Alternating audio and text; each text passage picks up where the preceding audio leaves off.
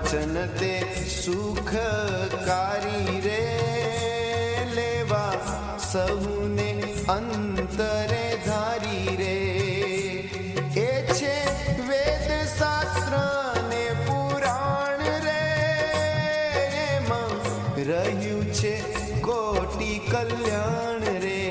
ઓ કાં તો એની લીલા ને ચરિત્ર રે, દાઈએ પરમ પવિત્ર રે. કાં તો એના માનેલ જે ગ્રંથ રે, આવે એટલા શ્રેયને અર્થ રે. ઓ બીજા કવિ કોવિદની કાવ્ય રે, તો વારી વિનાની છે વાવ રે.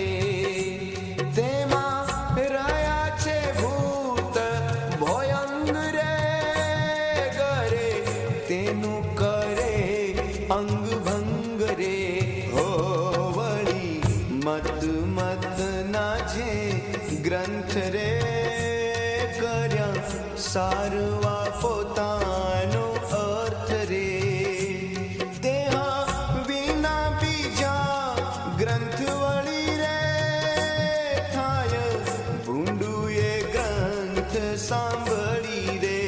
ઓ રસી પ્રિયા રસ મંજરી રે, સુણતા તરત જાય બુદ્ધિ ફરી રે. વળી વામી વેદાંતિના ગ્રંથ રે, અતિ નાસ્તિક નામ અનર્થ રે. હોય આવે આસ્તિક મતી જો એમાં રે, થાય દુખી રહે નહીં શેમાં રે. માટે એ સંત શાસ્ત્રનો સંગ રે, સમજી વિચારી ન કરવો અંગ રે. હો ન હોય ઉજળું એટલું દૂધ રે, તે પણ સમજી લેવું સુબુધ રે. જેમાં શાહુકાર શહેરમાં હોય રે, તેમાં ચોર વિના શહેર નોય રે. હો એક કનક કુંદન કહેવાય રે, હોય બળવાળ બહુ બીજા માય રે. માટે શાસ્ત્ર શાસ્ત્ર નહીં એ કરે, સંત સંતમાં પણ વિવેક રે. તે તો શુદ્ધ મુમુક્ષુને સુજે રે, સહુ સરખું એ મન બુજે રે.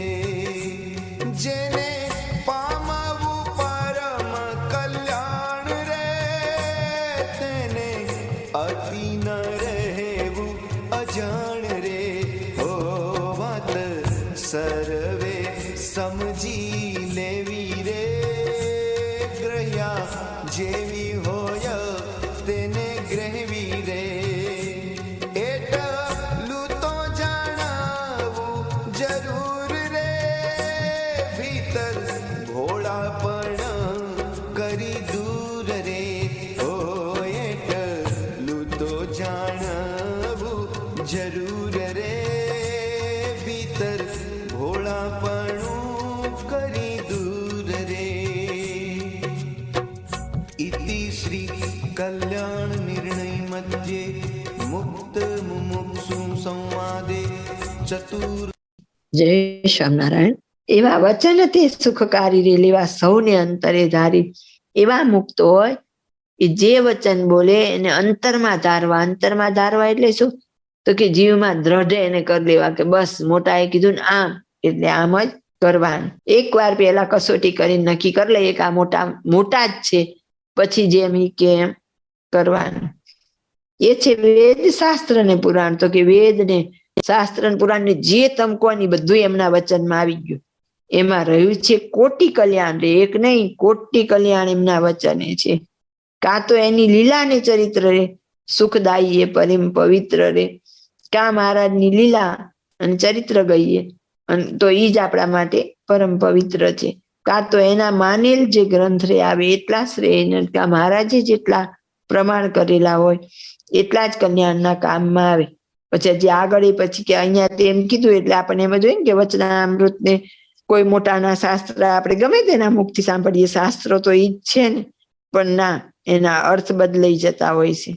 બીજા કવિ કોવિદની કાવ્ય રે તો વારી વિનાની છે વાવ રે. જેમ પાણી વિનાની વાવ હોય તો એ વાવ છે પણ એ કોઈના કલ્યાણ, એટલે કલ્યાણ શું, તો કે તૃપ્તિ.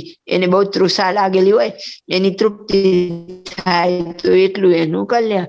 તો કે એના એ કામમાં આવે ને. એમ શાસ્ત્ર ઘણા બધા મોટા મોટા મતવાદીઓએ, શાસ્ત્રીઓએ, પંડિતોએ બનાવેલા હોય પણ એ કોઈના કલ્યાણના કામમાં નથી. તે કરે તેને કરે તેનું રેલું છે.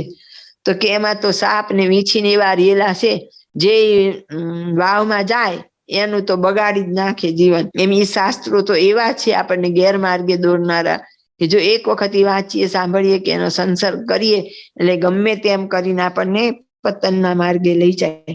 વળી મતના જે ગ્રંથ રે કર્યા સારવા પોતાને અર્થ રે. પછી એના ઉપર કે જુદા જુદા અર્થ કરીને તૈયાર કરે, પણ શેના માટે, તો કે પોતાનો અર્થ સારવા, એટલે પોતાનો સ્વાર્થ સાધવા. આનું એક જ જીવન દ્રષ્ટાંત અહીંથી બોલી સાબિતી સહિત ને સત્ય બોલવામાં ડરે નથી. આત્યંતિક કલ્યાણ ગ્રંથના શરૂઆતના પેજમાં નિવેદનમાં લખેલું છે કે આ ગ્રંથ મૂળ પ્રતને સ્કેન કરીને તૈયાર કરવામાં આવેલ છે અને એની અંદર 17 પેજમાં ફેરફાર કરેલા છે. 17 પેજમાં સંતના ધર્મ બદલી નાખેલા. આચાર્યનો એક ન બદલ્યો પણ સંતના બધા બદલ્યા. અને તોય આપણે એને સંદાવી શાસ્ત્ર વાંચવાથી આપણું કલ્યાણ કેવી રીતે થાય.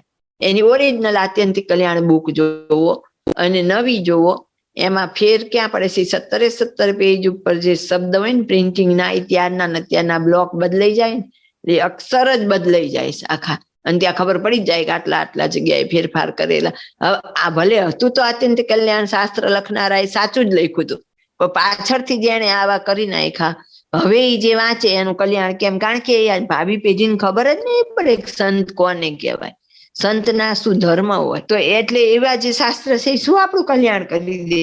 તો ત્યારે આપણે વિવેકની બુદ્ધિ રાખીને જોવું પડે કે આ બેમાં ફેરફાર છે. હવે જેટલા એમાં પછી હોય ટ્રસ્ટી ને સંચાલક ને બધાના, હવે બધા સેવા યોગ્ય કહેવાય.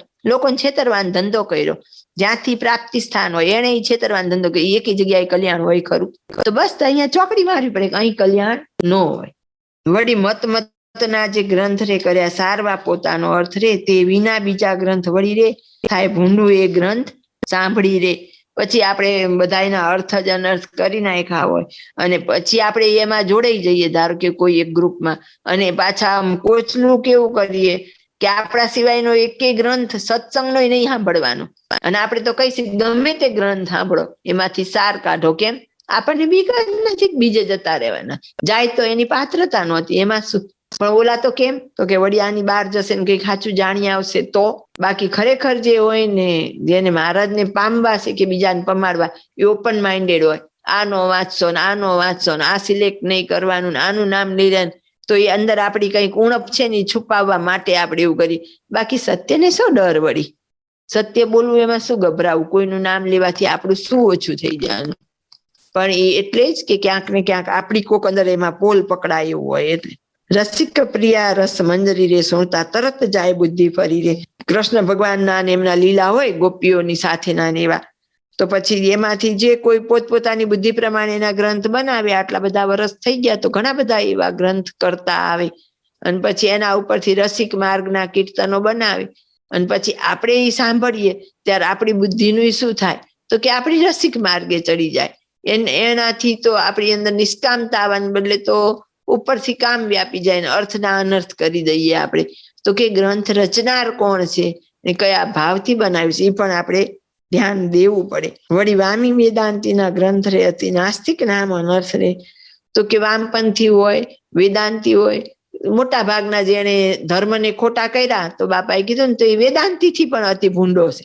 જેતલપુરના વચનામૃતના રહસ્યાર્થમાં કીધું જ ને, આપણે અહીંયા લીધું જ તો ત્રીજાના રહસ્યાર્થમાં જે પોતાના દેહનું ધ્યાન કરાય કે હું નહીં, ભગવાન જમે, તો એ તો ખાલી ભાવના કરવાના છે. એટલે આ દેહ ભગવાન નથી થઈ જતો, આ દેહનું ધ્યાન નથી કરવાનું, તો પછી એ બધા નર્કના અધિકારી. એવાના મુખની વાત પણ સંભળાય નહીં. આવે આસ્તિક મતી જો એમારે, થાય દુઃખી રહે નહીં સેમારે.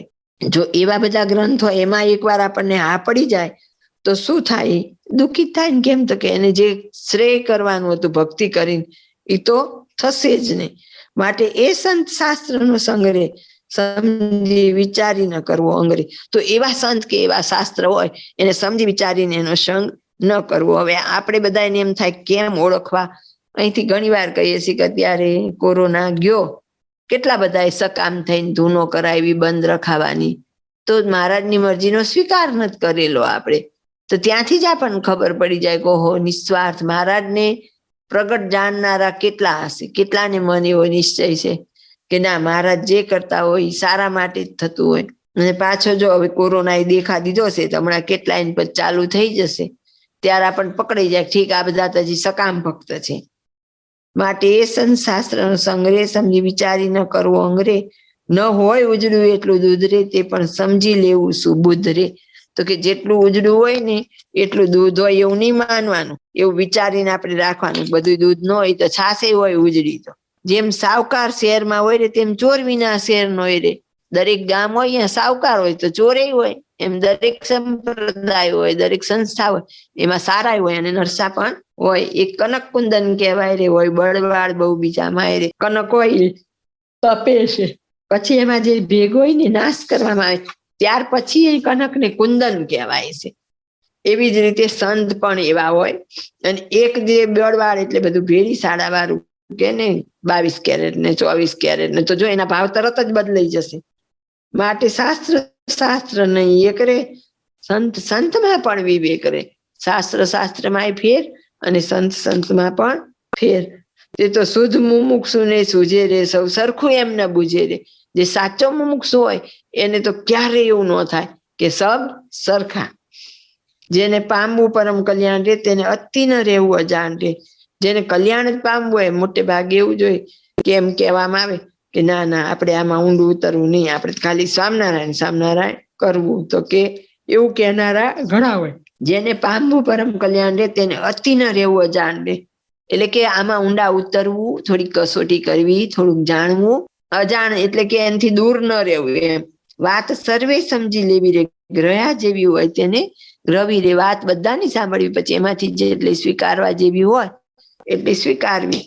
એટલું તો જાણવું જરૂર રે, ભીતર ભોળા પણ કરી દૂર રે.